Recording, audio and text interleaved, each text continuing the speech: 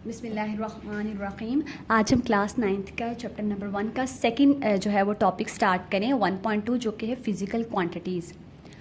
Physical quantities जो है जैसे कि चैप्टर का नेम भी यही था फ़िज़िकल क्वांटिटीज़ एंड मेजरमेंट्स, तब भी हमने थोड़ी सी डेफिनेशन की बात की थी।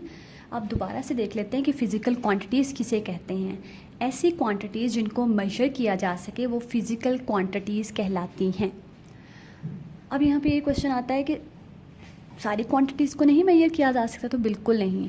कुछ क्वांटिटीज़ को मेजर किया जा सकता है, कुछ क्वांटिटीज़ को मेजर नहीं किया जा सकता। लास्ट टाइम पे मैंने एग्जांपल दी थी, जैसे ह्यूमन हेयर जो हैं हम उसे काउंट नहीं कर सकते, हम अपने सर के बाल काउंट नहीं कर सकते। लेट्स सपोज़ कोई जो है वो क्लेम भी करता है कि मैंने काउंट किए हैं, तो द वेरी नेक्स्ट डे जो है उसके हेयर फॉल की वजह से या न्यू हेयर ग्रोथ की वजह से वो नंबर जो है वो जो है आपने जो हेयर काउंट किए थे वो चेंज हो जाता है।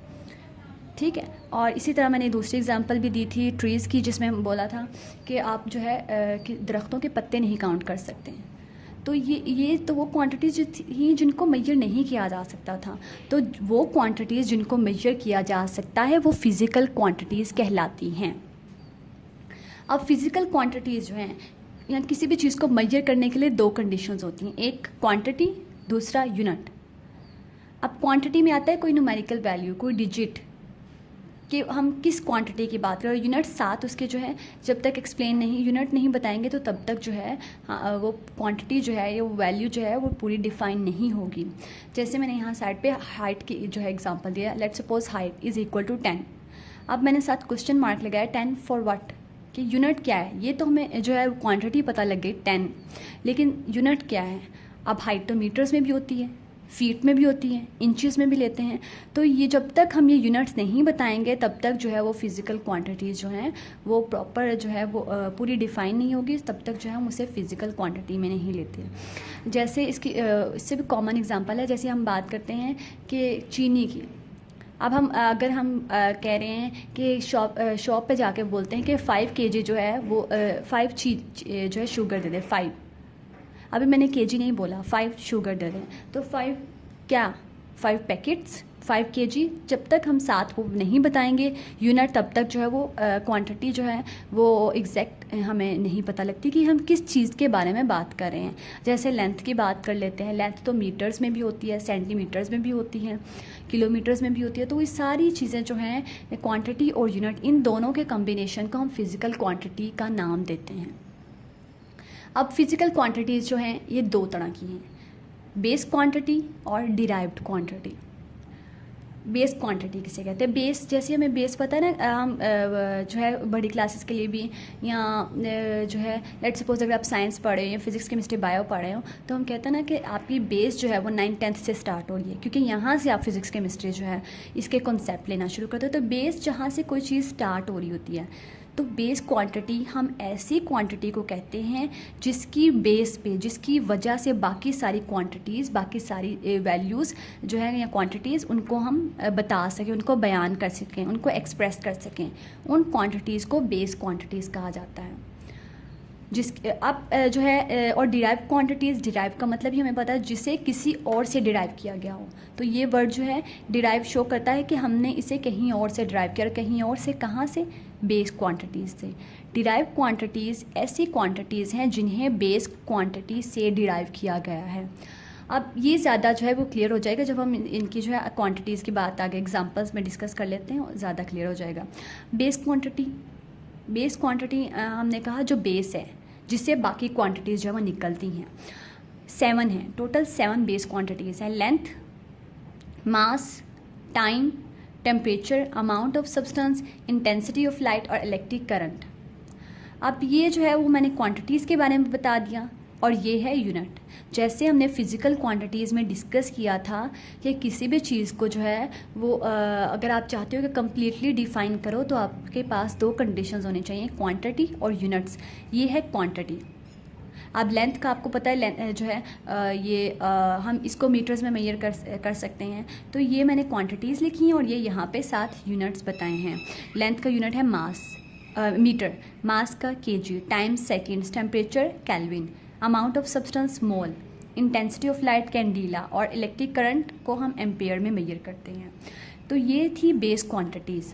अब इन्हीं बेस क्वांटिटीज़ से हम आगे डिराइव क्वांटिटीज़ जो है वो बनाते हैं, निकालते हैं। लेट्स सपोज हमारे पास स्पीड है, ठीक है। स्पीड का फार्मूला ये अब नेक्स्ट चैप्टर में पढ़ लेंगे, लेकिन यहाँ पे मैं बताती हूँ डिस्टेंस ओवर टाइम था। डिस्टेंस, फासला, जिसे हम मीटर्स में लेते हैं। तो मीटर यहाँ पे लिखा और टाइम का यूनिट क्या होता है? सेकंड। ये आपके पास क्या है? मीटर पर सेकंड। पर हम हर उस चीज़ को कहते हैं जो कि नीचे डिवीज़न की फॉर्म में लिखी गई हो।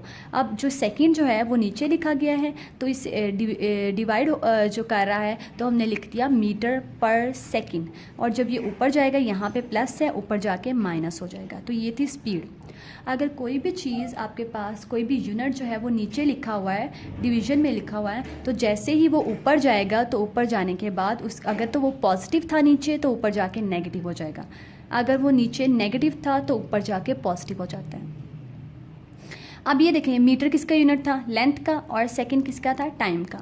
तो हमने अब इन दोनों ने मिलके क्या बना दिया? Derived quantity. स्पीड क्या है? Derived quantity.